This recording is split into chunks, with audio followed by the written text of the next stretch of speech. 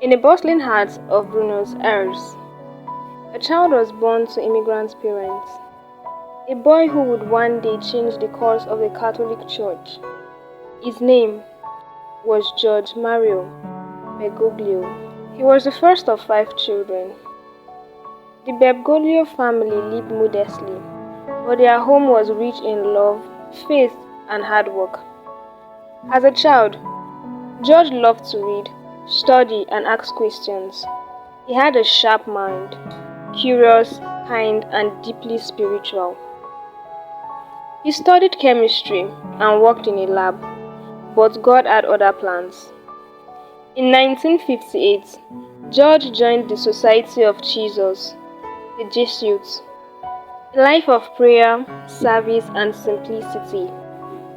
The Jesuits taught him to listen to the poor, the forgotten, and to the voice of God within.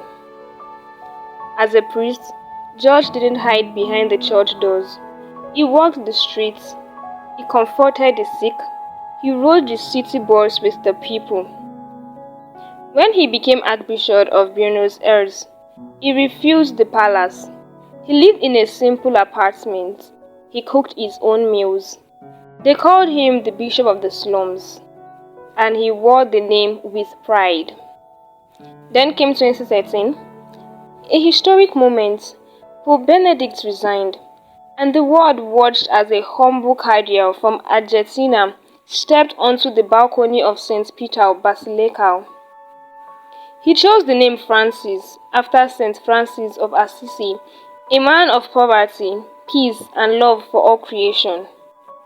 As Pope, Francis broke tradition. He washed the feet of prisoners. He welcomed refugees. He spoke to the world, not just as a leader, but as a servant. From the streets of Rome to the slums of Africa, Pope Francis walked with the people, not to rule over them, but to understand their pain, their hopes, their struggles. He has reached across religious lines, embracing Muslims, Jews, and people of no faith, because to him, humility comes before division.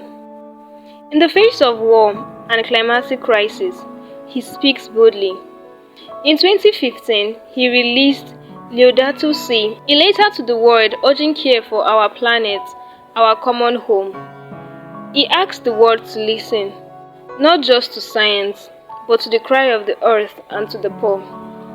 Being a pope isn't just about prayer and presence, it's also about power, and Pope Francis has used his power to reform the church. He cleaned up financial corruption, appointed more women to positions of influence, and opened conversations on issues the church once avoided.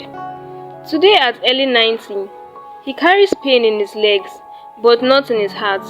He continues to travel, speak, and bless the world. Through age, sickness, and opposition, Pope Francis keeps showing up, with his heart opened and his spirit strong. He challenged world leaders to care for the earth, to protect the poor, to build peace, not walls. In the age of power and pride, Pope Francis leads by example, with humility, love, and truth. A shepherd not above his flock, but among them. In a world of noise, he teaches us to listen. In a time of division, he calls us to unity. And in a church of power, he reminds us to serve. A little bit of mercy makes the world less cold and more just. The world tells us to seek success, power, and money. God tells us to seek humility, service, and love.